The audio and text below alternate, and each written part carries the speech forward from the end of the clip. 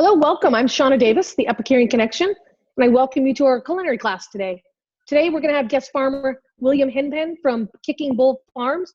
And not only do we get to have him join us to talk about his beautiful vegetables that he grows, he's actually going to give us a tour of his farm. We're going to talk about all of his green garlic, red onions, greens, how to make a tasson tea, and then we'll make a saute of all the fresh vegetables today. So thank you for joining us. William will be joining us any second. We have Oz Robledo as our IT tech. He'll take care of you. Any questions? My husband is filming. William, are you out there today? All right, we're patching them in. And just a sec. 4/21. So just last week. Little it was baby. started. So yeah. So fennel, kales, red kales, all these greens. We do a lot of heads of lettuce. So this is one called Spark that we do a lot of, and Truckus, and these are all of our starts for our farm. So fantastic. And what are you planting for the summertime? So right now is heirloom tomatoes are going in the ground this week, and peppers. What else? Cucumbers, everything really. Direct seeding. We direct seeded about 300 row feet of beans the other day. And Nice. So we'll have green beans. We'll have a couple different kinds of pole beans. Yeah, it's kind of full on everything right now. So that's fantastic. And you farm anywhere else outside of Donham Estates? I don't. Just Donham, really. Okay. Fantastic. Yeah. How many acres do you have? It's about 3.5 is what we farm. We have about 5, Beautiful. but we have about 1.5 acres in cover crop constantly. So, well, I love your cover crop when you send them in our CSA. William offers a CSA weekly, and we're lucky that we get one delivered to our home. And I mean, I have made some fantastic pestos with your greens and your cover crops, like the Fava Leaves. I made a Fava Leaf pesto with Meyer lemon juice. Fantastic. yeah. So, I mean, a lot of people don't realize you can eat every part of these different greens. Yeah, absolutely. So William, why don't I start a saute with your vegetables to share with the guests? My favorite parts is I make this culinary dish, and then we do a culinary food delivery service every Wednesday. And Oz, our IT tech director, receives the dish that we make as a benefit, because why not? It's kind of fun to make a dish and then serve it to Oz. I got to take one for the team, you know? Lucky Oz there. Indeed. So William, do you have a website that you'd like to share with your guests? And we'll be sure to include this. You know, I don't actually have a website, funny enough, Chef. That's okay, but you have an email. I definitely have an email. It's kickingbullfarms@gmail. And then we also do, I do Instagram more. So, fantastic. And that's just the same thing, Kicking Bull Farms at Instagram. So, and I'll include that, William, in our email follow-up to our listeners today. Okay. So does anyone have questions? Oz, do you want to open up questions? So right now I'm going to start the saute. I have fresh tall grass olive oil, and you can use any olive oil of your choice. And I use about 2 tablespoons to start the saute. And then in here, I have the sliced green onions, or red onions, pardon me, and the fresh green garlic. So I'm going to add this into the bowl. And then Meyer lemons. I love Meyer lemons. And thanks to Luther Burbank that we actually have Meyer lemons. And if you'd like to read about the history of Meyer lemons, simply Google Luther Burbank and Meyer lemons. And post-sip, there is actually a Luther Burbank garden in Santa Rosa that you can visit. William, have you ever been there? I've never been to that one, no. It is, you would get lost for hours, William. Wow. And you discover all of the different vegetables that Luther Burbank created: Gravenstein apples, Meyer lemons, Napa cabbage. So as a farmer, when it opens, you totally have to go and spare yourself some hours, because you will go, I can see you going down the rabbit hole with all the seeds that he created. Right. Hey, it's kind of funny. So, Oz or even Chef, can they see what I'm doing right now? Yes. We see your onions. Great. So these are actually the same thing that Chef is cooking. I just pulled one from the ground. This is green garlic. That's fantastic. So this is green garlic. We planted this back in, this crop was about December. And so, and we're getting ready. Probably next week, this is going to go into CSA again. And this is kind of the last of our crop of green garlic. I'm in love with green garlic, and your green garlic is especially tender and delicious. I mean, it's amazing. Yeah, it's super fun. It's in our mac and cheese this week. I made a saute of leeks and red onions and green garlic and Meyer lemon, and then made a triple cheese mac and cheese and folded it into it. So, William, if we can rendezvous, I will share one with you. Right, that sounds delicious, man. And so I have the green garlic and the red onions in here. I'm going to add in, I chopped up the fava leaves. So we have the whole fava leaves here, one of your cover crops. And I have the fava blossoms, which I love to put in my iced tea just for fun because blossoms. So I'm going to add in the leaves and the blossoms. Oz, are you getting hungry? So I'm going to add these in. I'm perpetually hungry. And we have a question here. Flavor-wise, how would green garlic be used? Easily substituted for regular garlic or more delicate like shallots? I would say more delicate like shallots. And William, what would your answer be? Yeah, that's exactly it. William is also a chef. Yeah, for me, the green garlic is exactly it. It's kind of that milder, less spicy, and without like saying it's almost a fresher flavor garlic. So, yeah. And I love using it in folding it into pasta dishes.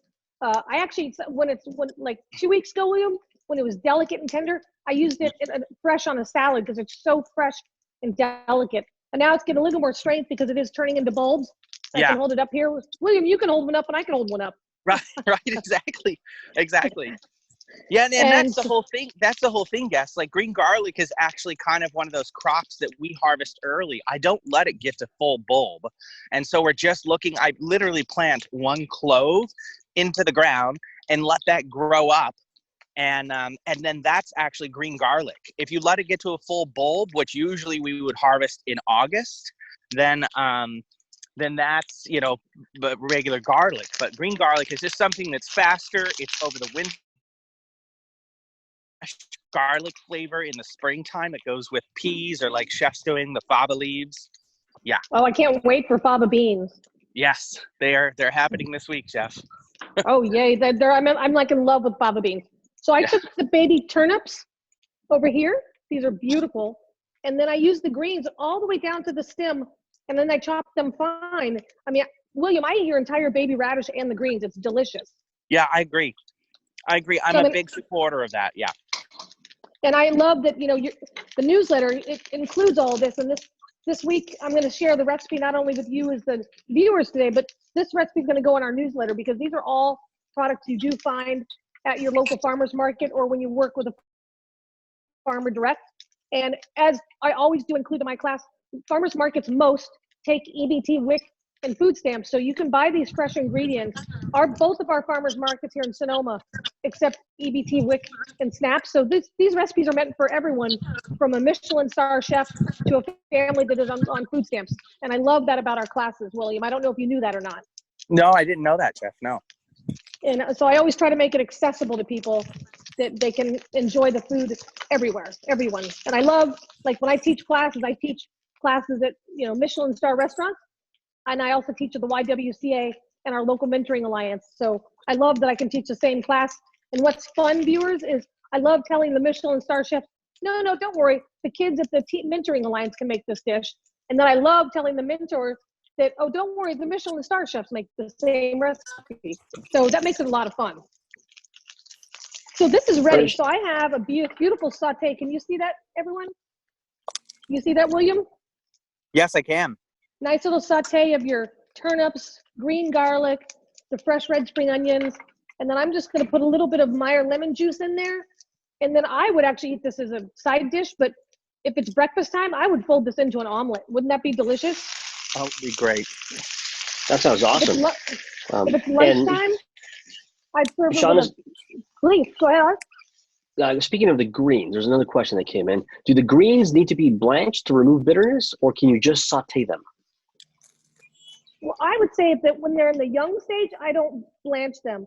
If you're getting large turnips, I would blanch those leaves and then chop them. But Actually, I find it easier to chop them, like julienne them first, and then blanch them, and then saute them. How about you, Farmer Chef? Yeah, I do that. I do that same thing too. I'll even just pour hot water over them from my tea kettle and just let them sit there in a bowl and stand for 5 or 10 minutes. Oh, that's a much simpler way than boiling. Yeah. That's a great culinary tip. Pardon me, I'm just going to remove from the screen and get rid of my pan. Okay, now I'm back. So we have this delicious saute that you could, in the morning, I mean, Oz, I would fold this into an omelet. And Farmer William, this would be so good on scrambled eggs. Or I would make this into a quiche.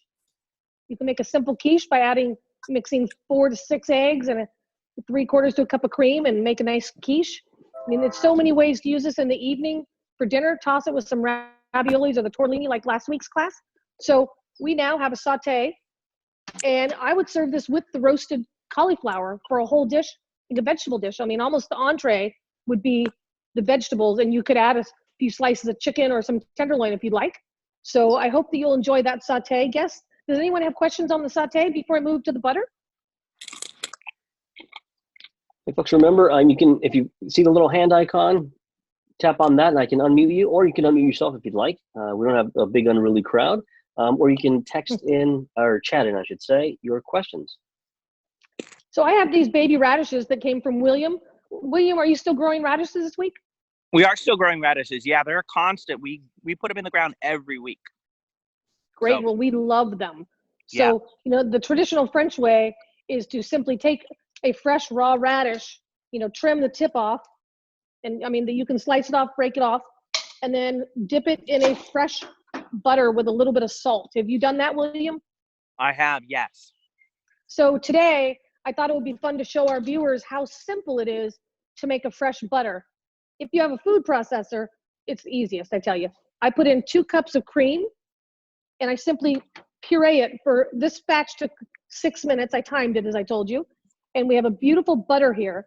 And so with this butter, and I have a little baby dish. I'm going to take the radish dish, pardon me, listeners. And I'll put the butter in here. And I sprinkle it with a little bit of sea salt. And then I dip my radishes in this. And this is such a healthy snack. You know, mid-afternoon, you want to try and eat a healthy snack? Get some fresh radishes, sea salt, and butter. I mean, would you eat that, William? Yeah, that sounds great.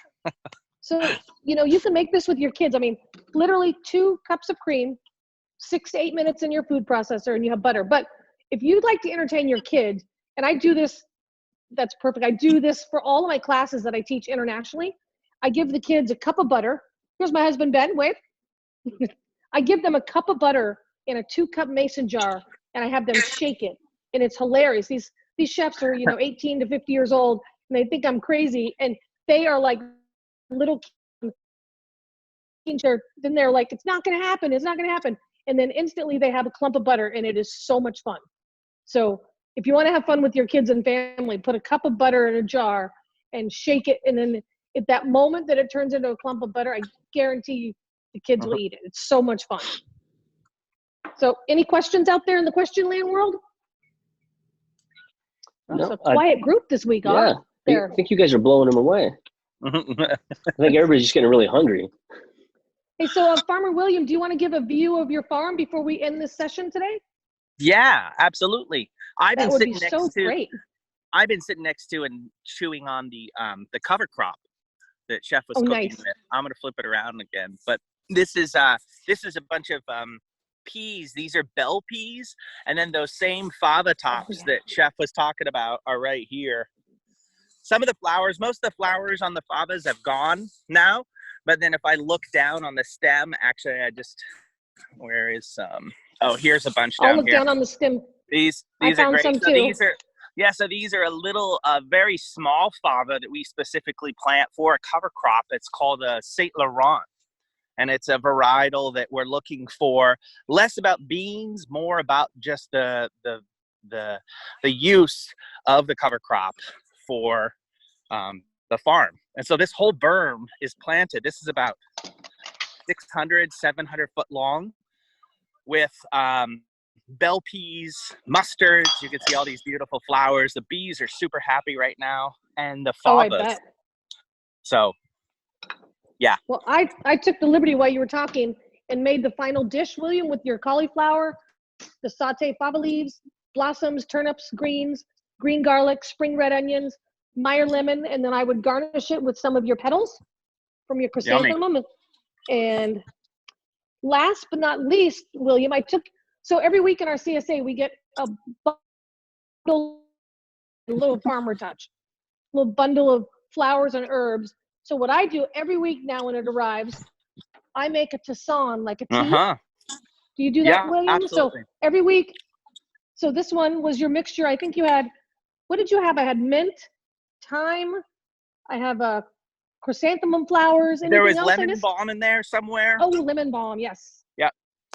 So I take your bundle and I put it in a 2-gallon Le Creuset, like a Le Creuset here, 8 quarts. Yeah. I heat it up to a simmer, cover it, let it rest overnight, and that's my iced tea for the week. That sounds great, Chef. That's exactly what we do here.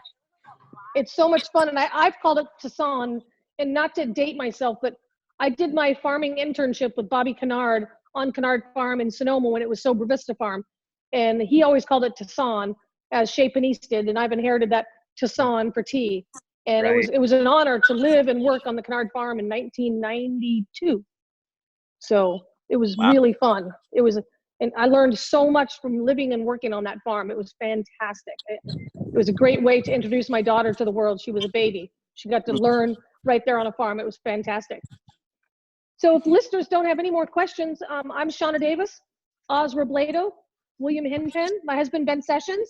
Ben, would you like to, Ben has his trick that he loves doing this as a finale. So Ben, our filmer, Ben, please take over. Go. We have some cheese here. This is a Lucy. It's a goat milk brie. It's been sliced in half, as you can see. And then we have a blowtorch, which is, I recommend you purchasing one. They're not very expensive. And then just fire it up. And then just very gently go around circles. And you can see the color change a little bit. Starts to caramelize. A little bit golden browning, just like a creme brulee dessert. That's the name Brie Brulee. This is a great way if you're having a party to do just Brie Brulee, or actually with your kids. I mean, kids love flame blowtorches. We saw this particular one at a sushi bar, and we find it doesn't give out the fumy taste, if you would. But Brie Brulee, and Ben discovered this one night at home, and it is like one of our most requested catering dish on our menu is a Brie Brulee. So you can do this with any brie. This is our goat milk brie, Lucy, but please use the brie that you can find in your local grocery store. And it is so delicious. You can drizzle it with a little bit of honey or olive oil or a sprinkle of brown sugar, make it a little sweet. So Ben, thanks for your good, a wonderful tip on Brie Brulee and cheese. How was that for that, Oz and William? That's great. That's fantastic. I think listeners, I hope that you'll do this at home, and I guarantee that your kids will love this. When we do the cheese classes, our mentee absolutely loves he wants to make Brie Brulee every week. So I'd like to thank you all for joining the class today. I'm Sheana Davis. We have guest farmer William Henpenn from Kicking Bull Farms, Oz Robledo, our IT and director, Ben Sessions, our filmer and chef here. So thank you all for joining, and we look forward to having you join us again. We'll send these recipes out to you. You'll get them this evening. And if you have any questions, our email is there. You can always go to our website, the Epicurean Connection. And thank you again, William, for joining us. No problem. Thanks, guys. Okay. We'll see you all next week. Thank you kindly.